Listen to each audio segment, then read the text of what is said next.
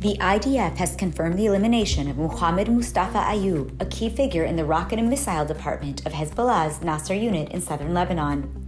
Ayub, who had been involved in planning and promoting terror attacks against Israeli civilians from southern Lebanon, was killed by an IAF airstrike in the Sela area on Monday. His death is part of an ongoing effort by the IDF and Israeli security forces to disrupt Hezbollah's military capabilities and prevent the accumulation of weapons intended for attacks on Israel. Additionally, IAF fighter jets targeted Hezbollah's terror infrastructure and a military facility in Ma'is el-Jabal. The moves came as U.S. Special Envoy Amos Hochstein arrived in Israel on Monday to meet with Israeli leaders and discuss ways to prevent further escalation between Israel and Lebanon. Hochstein held talks with Israeli President Isaac Herzog and Prime Minister Benjamin Netanyahu in Jerusalem to promote efforts aimed at reducing tensions between Israel and the terrorist organization. Earlier this week, the army reported that 5,000 rockets had been launched from Lebanon into Israeli territory since October 7th.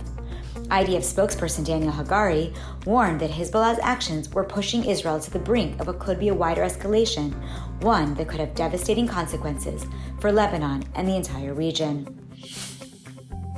The IDF offered an update on its activities in Rafah, where soldiers in the 162nd Division have been operating for more than the past month. The IDF is taking control of the Philadelphia corridor and is targeting Hamas terrorists and their positions in the Shabura and Tel al-Sultan regions. Following intense operations over the past week, the Army said it gained control of the NPK neighborhood and is conducting operations both above and below ground. Since the start of these operations, the IDF has eliminated hundreds of terrorists, discovered hundreds of tunnel shafts, and identified about 25 tunnel routes. Specifically, the IDF reported that it had killed at least 550 gunmen in the area. It also believes many more terror operatives were killed in airstrikes on buildings and tunnels. Furthermore, an unspecified number of terror operatives fled the Rafah area when the military began its offensive there.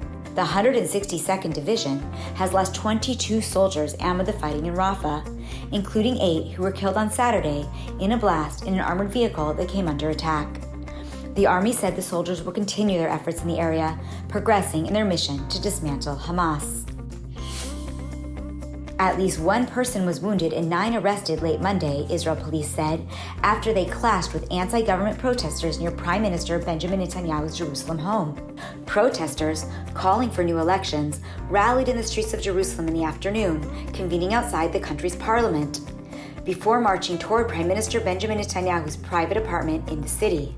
Many waved Israeli flags. Others carried signs criticizing the Prime Minister's handling of pivotal issues, like promoting a divisive military draft bill that exempts ultra-Orthodox Jews from otherwise mandatory service, as well as his handling of the war with Hamas and the fighting with Hezbollah on the Lebanese border. After reaching Netanyahu's house, some of the protesters broke off and tried to break through the barriers set up by police, who pushed them back. At one point, a bonfire was lit in the street. Police were forced to use water cannons to disperse the demonstration. Experience the power of truth with ILTV News. If you're looking for quality content and captivating visuals, join our news community and become an integral part of our team as we embark on a mission to unveil the real Israel, dismantling the web of lies and misinformation that surround reporting on Israel.